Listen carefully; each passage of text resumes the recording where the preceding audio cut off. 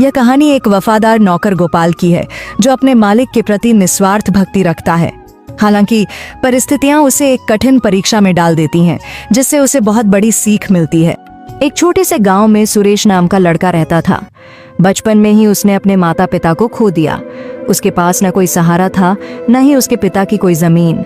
वह एक छोटी सी झोपड़ी में रहता था, लेकिन गांव में आई बाढ़ के कारण उसकी झोपड़ी भी बह गई। गांव के जमींदार धर्मदास बहुत दयालु व्यक्ति थे। उन्होंने सुरेश पर दया कर उसे अपने यहाँ काम पर रख लिया और रहने के लिए एक झोपड़ी दे दी।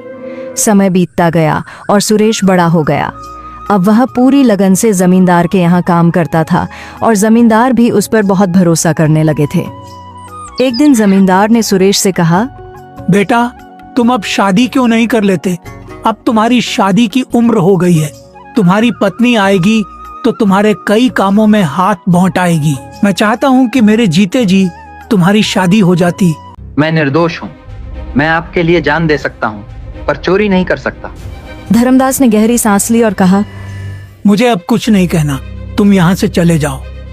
सुरेश वहां से दुखी होकर चला गया, लेकिन गांव के एक बुजुर्ग ने यह सब देख लिया था। उन्होंने जमींदार को बताया कि उन्होंने आधी रात को विक्रम को चुपके से पैसे छुपाते देखा था। धर्मदास को जब यह सच पता चला तो उन्हें बहुत पछतावा हुआ। उन्होंने तुरंत सुरेश को बुलाया और गले से लगा लिया। बेटा, मुझसे बहुत बड़ी गलती हो गई। मैं तुम पर भरोसा नहीं कर सका। विक्रम ही असली चोर है। सुरेश की आंखों में आंसू थे, लेकिन उसने जमींदार से कहा, मालिक, आपको दोषी महसूस करने की जरूरत नहीं। आपके लिए तो मैं जान भी दे सकता हूँ। धर्मदास ने विक्रम को घर से निकाल दिया और उसे अपनी गलती सुधारने का आदेश दिया। विक्रम का झूठ उजागर हो चुका था। गांव के लोग जमींदार के फैसले की सराहना करने लगे। सुरेश को फिर से जमींदार ने अपने साथ रख लिया और उसे अपना उत्तराधिकारी बना लिया।